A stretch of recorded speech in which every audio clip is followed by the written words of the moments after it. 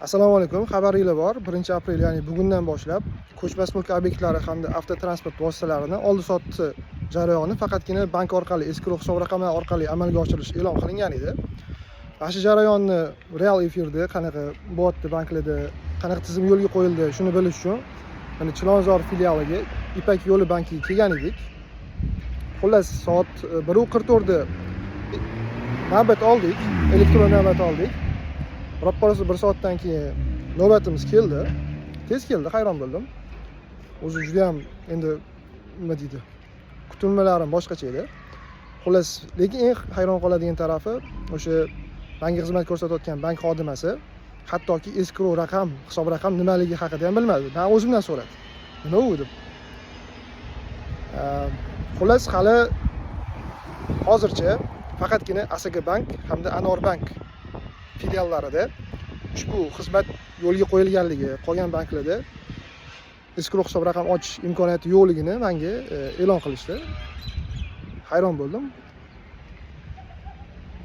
Bir kunda nechta bunaqangi oldi-sotdi operatsiyasi bo'ladi respublika bo'yicha bilmayman, lekin ikkitagina bankda hozirgacha yo'lga qo'yilganligi juda ham hayratli. Nima deysizlar? Endi hozir Asaka Bankka bormoqchimiz. O'zi aslida hech qanday mashina yoki uy-joy oldi-sotdi qilmoqchi emasman. Shunchaki bor jarayon, banklarda qanaqa amalga oshirilayotganligini, qancha vaqt ketishi, unga to'lanadigan komissiya miqdori qancha, qaysi bank kartalaridan foydalansa bo'ladi, shuni bilish uchun kelgan edim. Mana o'sha Chilonzordagi Ipak yo'li bank. Ko'pchilik bilsa kerak. Hamma yoqda shu jar solishyapti. Elektron tizimga o'tamiz deb, lekin hozircha tayyor emas hech kim. Endi Asaka Bankka borib ko'ramiz. Asaka Bankka keldik. Odam yo'q, juda ham kam. Raqam berishdi 094. Mendan oldin bitta kishi bor ekan. O'shalarni bo'shashini kutib turibmiz, qani. Ko'ramiz. Assalomu alaykum. Escrow hisob raqam bo'yicha aka. Ko'p vaqt oldimi? Hozir bular ancha kutishdi. Aha.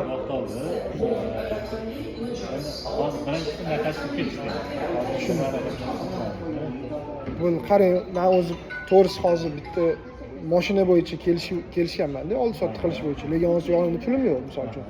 Hozir kelib, escrow hisob raqam ochib ketib, pulini xohlagan paytim shotga tushirsam bo'ladimi? Notariusga borishdan oldin. Men summa bo'yicha nima ochaman? Do'g'ri ochaman-da. Aha. Hozir misol uchun uy oldi-sotdi bo'yicha hisoblanadi. 5 million so'mga do'g'ri ochib ketishdi. Do'g'riga 5 million so'm ketadi. To'lov. Birinchi to'lov qilgandan keyin sizlar shartnoma imzolaysizlar. Lekin qarorda boshqacha aytilgan edi, o'sha Markaziy bank bilan anaqa Adliya vazirligining qo'shma qarori bor edi. Shu shartnoma bo'lgani bilan keyin ochib qo'ygan, shunaqa raziyat o'ynab turmoqchiman. To'g'ri, u ham. Xo'sh, Asaka Bankni Xalqlar do'stligidagi filialiga kirib chiqdik hozir. Ish vaqti tugadi, menga xizmat ko'rsatishga vaqtlar yetmay qoldi. Undan oldin faqatgina bitta mijoz bor edi. Aynan shu masala bo'yicha kelishgan ekan. Soat 3:30 da kelgan bo'lsam, 1,5 soat o'sha bitta mijoz bilan shug'ullanishdi. Buni sababini so'rasam, endigina birinchi hozir bu holat yuzaga kelganligini aytishdi. Testiy rejim ekan. Shu sababli nima deydi, ko'p vaqt talab qildi. Mengacha navbat kelmadi. Xo'sh, men o'sha bank xodimi bilan gaplashganimda bank xodimi aytdiki, bank kartasini escrow hisob raqam sifatida foydalanish mumkin emas deb aytdi. Uning uchun alohida bank shot ochilishi kerak ekan bankda. Xo'sh, bunda nima bo'ladi? Xaridor avtotransport vositasini yoki ko'chmas mulkni sotib olmoqchi bo'lgan xaridor keladi bankka, ariza topshiradi, o'zini pasport ma'lumotlari, sotuvchini pasport ma'lumotlari bo'lishi kerak. Undan keyin agar avtomashina bo'ladigan bo'lsa, o'sha texpasport ma'lumotlari, texpasport rasmiy ham bo'lar ekan. Agar ko'chmas mulk obyekti bo'ladigan bo'lsa, kadastr hujjatining rasmi yoki o'sha tegishli ma'lumotlari. Shularni taqdim qilasiz.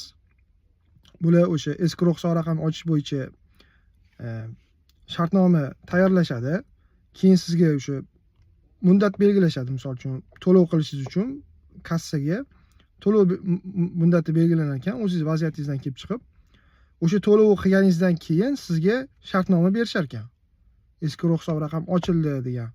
Ikkita tarafi ma'lumotlarni ko'rsatib, shartnoma obyektini ko'rsatishar ekan. Keyin o'sha shartnomani olib, siz to'lov qilganingizdan keyin to'g'ri notariusga borsangiz bo'lar ekan. Endi notarius bilan hozircha qanaqa munosabat bo'lishini bular o'zlari ham bilishmayapti. Agarda muammo bo'ladigan bo'lsa, telefon nomerlarimizni beramiz. O'sha oldi sotish shartnomasi imzolanayotgan paytda bular o'sha tranzaksiyani amalga oshirish kerak bo'lar ekan bank. Agar muammo bo'ladigan bo'lsa, ruchnoy qilamiz bu ishni deyishdi. Komissiya bor ekan, o'sha bilasizlar, 103 ming so'm bazaviy hisoblash miqdorining 25% miqdorda bu avtotransport mashinalar uchun. BXMni bazaviy hisoblash miqdorining yarmi, ya'ni 206 ming so'm bu uy-joy, noturar joy obyektlari uchun shunaqa shartnoma tuzish uchun komissiya mavjud ekan. Xo'sh, hozircha odam unaqa yo'q bankda. Testoviy rejimda ishlayapmiz deyishdi. Shunaqa, agar mashina yoki uy joy olmoqchi bo'lsanglar, hozircha faqat Anor bank bilan Asaka bankda bor deyishdi. Aniq ma'lumotlar yo'q. Markaziy bankka telefon qilib tusha olmadim. Ishonch telefonlariga ham, aloqa telefonlariga ham telefon qilib tusha olmadim. Ko'tarishmadi. Agar o'sha Asaka bankka keladigan bo'lsanglar, xaridor keladi o'zini pasporti bilan, sotuvchining pasport ma'lumotlarini taqdim qiladi. Shartnoma obyekti haqidagi ma'lumotlarni taqdim qiladi. Ular sizga shot ochib berishadi. O'sha shotga pul kirim qilasiz. O'zi bank kartasidan foydalansa bo'ladi deyilgan qarorda, lekin buni iloji yo'q ekan. Lekin Asaka bank kartalariga pul tashlash, kirim qilish hozircha foizsiz deyishdi. Shu. Yana bitta muhim narsa esdan chiqibdi. OneID mobil ilovasiga kirib turib, u yerda boshqaruv bo'limi bor. O'sha boshqaruv bo'limiga kirasiz. Keyin qidirish nuqtasini bosasiz, belgisini bosasizda Asaka bank nomini kirsangiz, o'zi Asaka bank ilovasini nimasi kelib chiqadi, belgisi. O'shanga kirib turib, Asaka bank sizni ma'lumotlaringizdan foydalanish huquqini ularga berishingiz kerak ekan. Xaridor bankka borgan paytda telefoningizdan olib turib, ular o'zligingiz qilib berishligi mumkin.